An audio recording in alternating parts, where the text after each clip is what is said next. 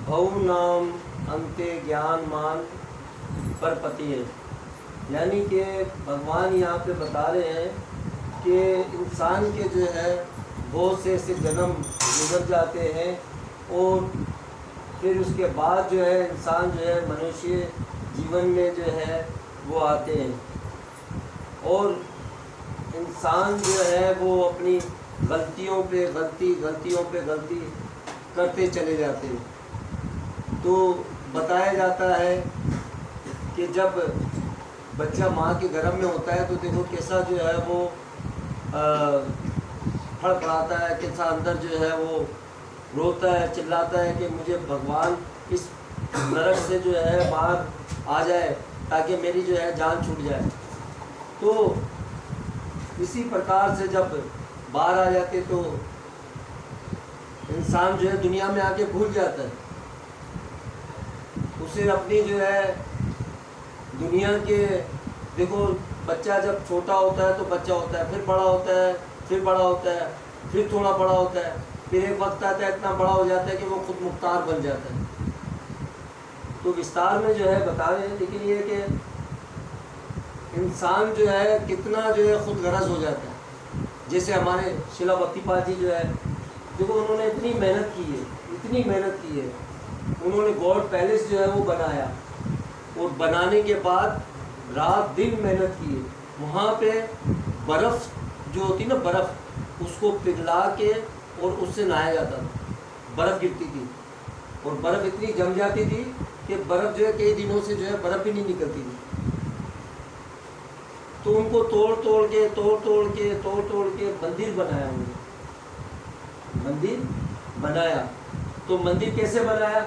मंदिर ऐसे बनाया कि वहाँ पे आपको पता है बाहर के मुल्कों में तो जो है आप कोई भी जो है मजदूर को पकड़ने जाओ या किसी को भी पकड़ने जाओ तो एक तरह के नहीं होते, कई प्रकार के लोग होते हैं। कहीं भी दुनिया में, पूरी दुनिया में ले लो, यहीं ले लो आप, मजदूर को किसी को ला लो, कोई चरसी होता है, कोई रोनी होता है, कोई क्या होता है।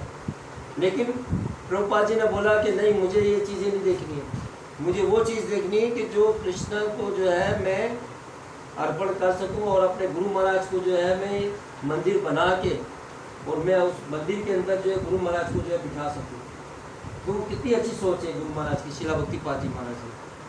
तो उन्होंने जो है गॉड पैलेस जो है वो पूरा मंदिर जो है ना बड़ा वो बनाया। वो बनाने के बाद फिर जब सब बन गया, वो बनने के बाद फिर उसमें जो है टिकट लग गया। गोरे लोग जो है वो टिकट लगाते थे और जो फिर अंदर जाते थे डॉलर के हिसाब से, जैसे यहाँ पे हम जू गार्डन के अंदर हम जाते तो उसमें कितना 3 रुपये टिकट होता है, 2 रुपये होता है, ऐसे कुछ होता है। तो वहाँ मंदिर को देखने के लिए इतना सोने का जो है मंदिर बनाया अंदर। तो आपकी हमारी सोच भी नहीं हो इतनी।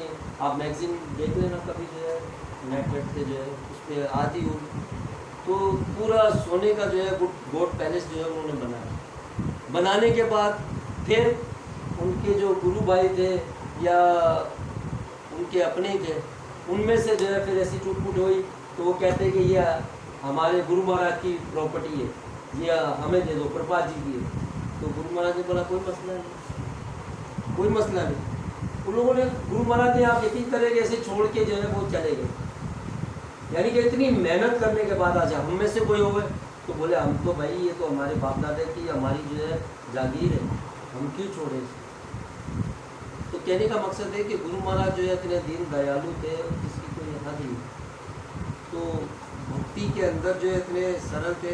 वो कहते थे कि अपनी भक्ति को जो है किसी भी प्रकार से भक्ति को कायम रखो, भक्ति को नहीं गिराओ, क्योंकि कई आचरण आते हैं, कई जाते हैं। इंसान को जो है अपनी भक्ति से जो है केयरफुल रहना चाहिए। जैसे तलवार जो होती है ना, बड़ी धार होती है, उस तलवार से जो है ना कोई भी कर सकता है।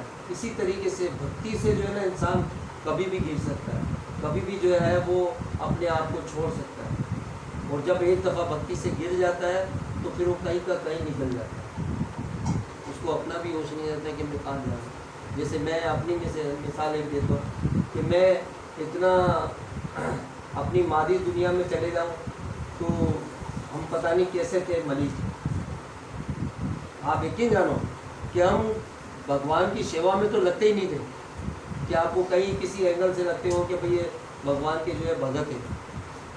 तो कहने का मकसद ये है कि भगवान की जो है हर टाइम जो है आराधना करनी चाहिए और भगवान से यही प्रार्थना करनी चाहिए कि भगवान हमें हमारी भक्ति में इतना जो है वो कर दे कि ताकि हम तेरे गुणगान कर सके, तेरे नाम ले सके, तेरे नाम के आधार पे जो है हम चल सके। तो यही कृष्णा की जो है बड़ी करुणा जो है वो बरसती है। देखो रात को हम एक बात कर रहे थे, जैसे अभी रात को जो है साक्षी माता जो है वो कथा पढ़ रही थी, तो उसके अंदर जो है भीम जो थे किसकी भीष्म पितामह की जो है वो बात चल रही थी। तो भीष्म पितामह पे जो है बात ये चल रही थी कि भीष्म पितामह जो है कि बहुत बूढ़े हो चुके हैं और बहुत उनकी जो है अवस्था भी जो है बहुत कम हो गई है। तो मैंने कहा कि नहीं, ऐसी बात नहीं है, आप भीष्म पितामह को ऐसा नहीं समझो।